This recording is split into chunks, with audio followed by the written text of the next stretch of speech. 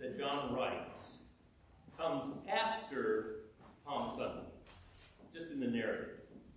Now, our Palm Sunday is next week, but in terms of the narrative, that's where he is. So Jesus is in this place where he can see clearly, along with his chosen entourage, men and women, they know where he's going. It's the feast, it's the Passover, and in come people who are identified here as Greeks. Now, other translations identify them as kindred spirits, kindred souls. Now, recall where Jesus sent the 70 out to go to talk and heal and present the kingdom. Well, these people could have come from as far away as Iraq, Mesopotamia, Edessa, but they have come. Now, Jesus chose the people around him. They were chosen. And if you recall, when he healed, when he fed the 5,000, he told people very clearly, do not tell people because my time has not come. And in fact, if you recall in the when Jesus was at the wedding in Cana, and his mother, Mary, says, we're out of wine. Bring more wine. And Jesus says, woman, my time is not here. Now, when Philip and Andrew come to Jesus, Jesus says, the hour has come. This is my time. Now, we were not personally, in physical form, chosen by Jesus to be part of his entourage. And I see when these kindred spirits, these kindred followers come, this is the first time in the New Testament that our name is present. We are those people. We came to the Christian faith because somebody brought us. Somebody talked to us. Our parents, could be a friend, could be we stumbled into church sometime and heard a great preacher, and we were introduced to this Christian faith, this community. Notice what they say. They say, we want to see Jesus. Have you ever asked to see Jesus? That's where we enter into a relationship. Of course, Jesus is always waiting for us and putting things in the way that we might stumble over and wonder why they're here. But to ask to see Jesus, that's the existential move. Ask to be in relationship with Jesus. Ask to see Jesus. Now, Jesus' response is, yes, this is the time for all people in all places to be welcomed into this community. And if you want to follow me, look at what he says. If you want to follow me, know that it is my death and resurrection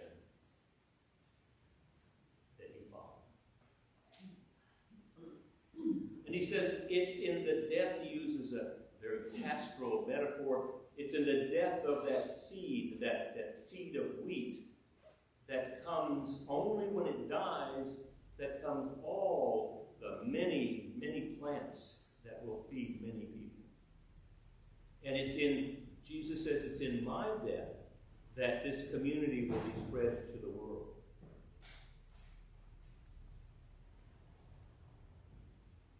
And Jesus says, if you want to see me, this is what you see.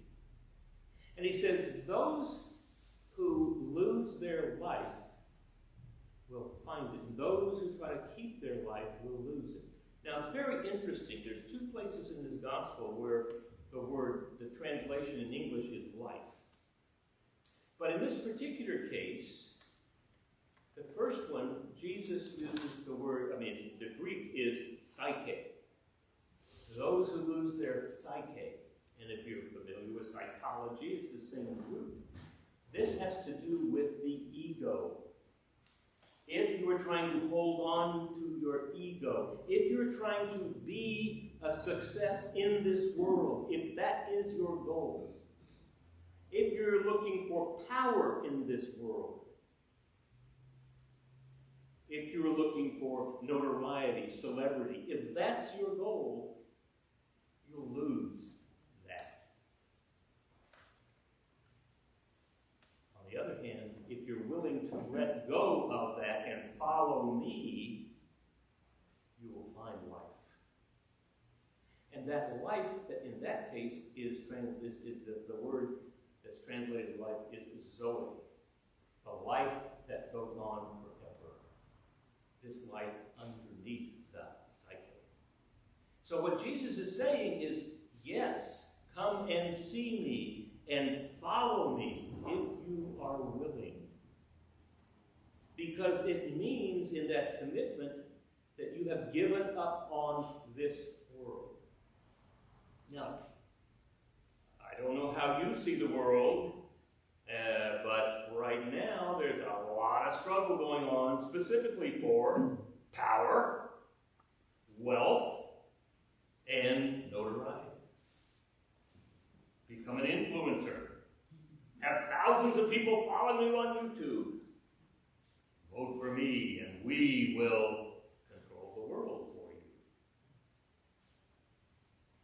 The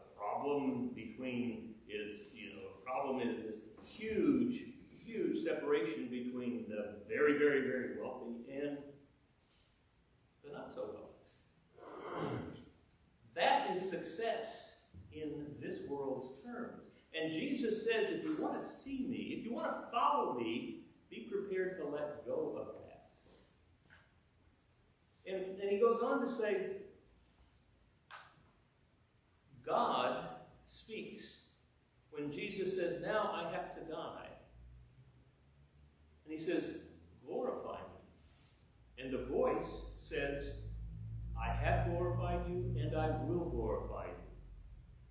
What does that mean to glorify? It means I will carry you through your commitment. You will do what you came to do, and you will be who you came to be.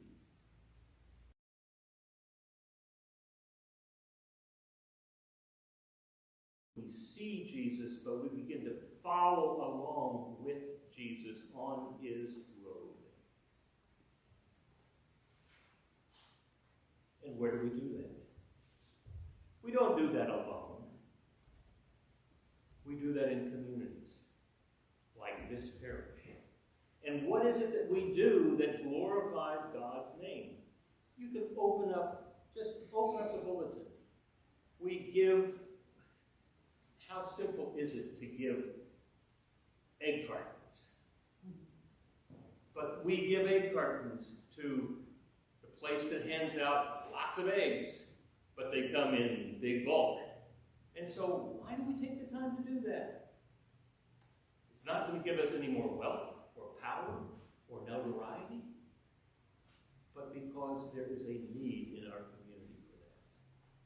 And when I came in this morning, that was an empty clothes rack back there. And when I came out to get ready for this service, all those clothes had come. Where is that? And I was confused until I realized, that's for working wardrobes.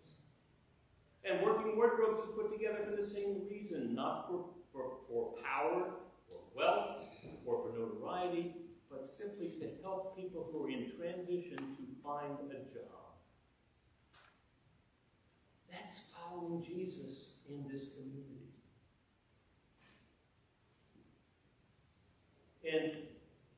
And we, by living the life of following Jesus, know that it's not a way of violence, it's not a way of antagonism or division. And when we live that life, that Jesus modeled for us, then we become a light in the world that doesn't always see the light, but from time to time marvel at it. Now, we as a parish certainly serve our community. We certainly pay attention to the beauty around us in this life. Gardens, paying attention to how we use water and power, how we honor the creation that God has given us to live in. And how we worship. How we worship. That's what we do. We build a place for people to experience God when they are ready. And in our cycle, next week, we begin Holy Week.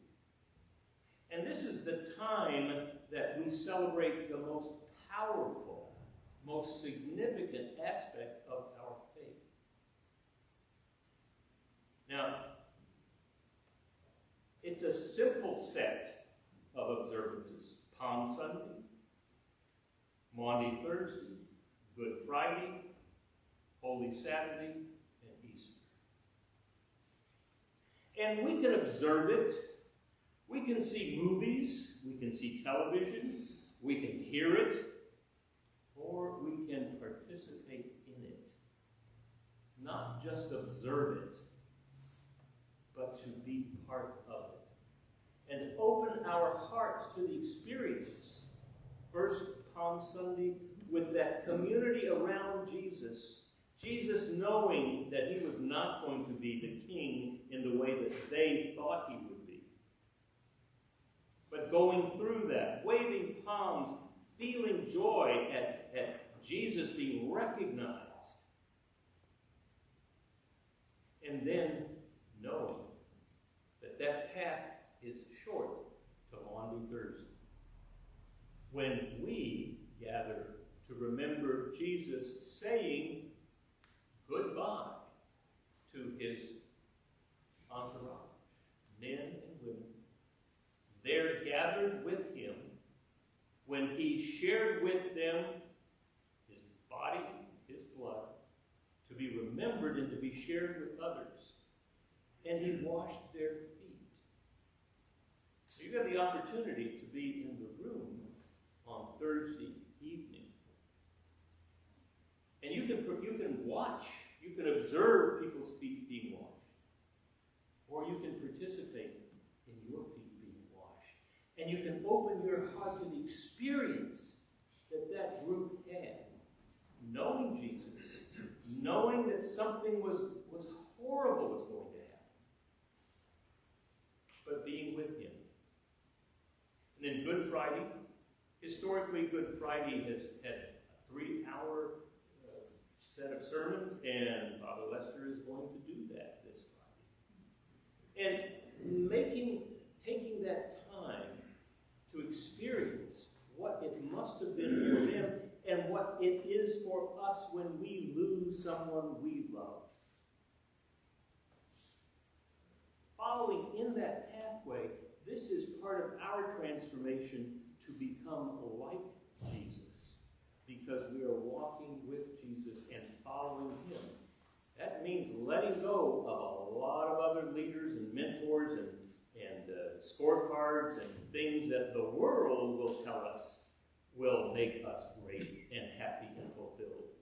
But to follow Jesus through death to resurrection on that Easter morning is to know, not just to believe, and not just a passive wishing, but that depth of hope, because we know that there is more life for us, whether it's in this world or in the world to come.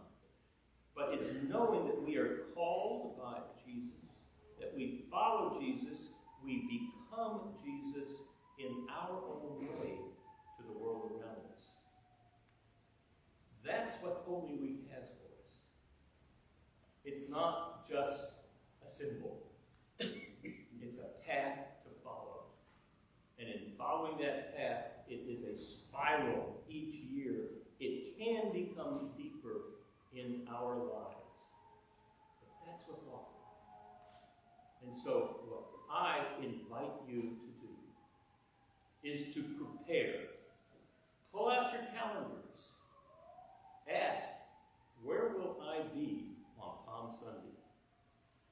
Where will I be on Maundy Thursday? And can I put in my calendar, can I squeeze out the place to be with this community and to be with Jesus on Maundy Thursday, Good Friday, Holy Saturday, and Easter Day? We have the opportunity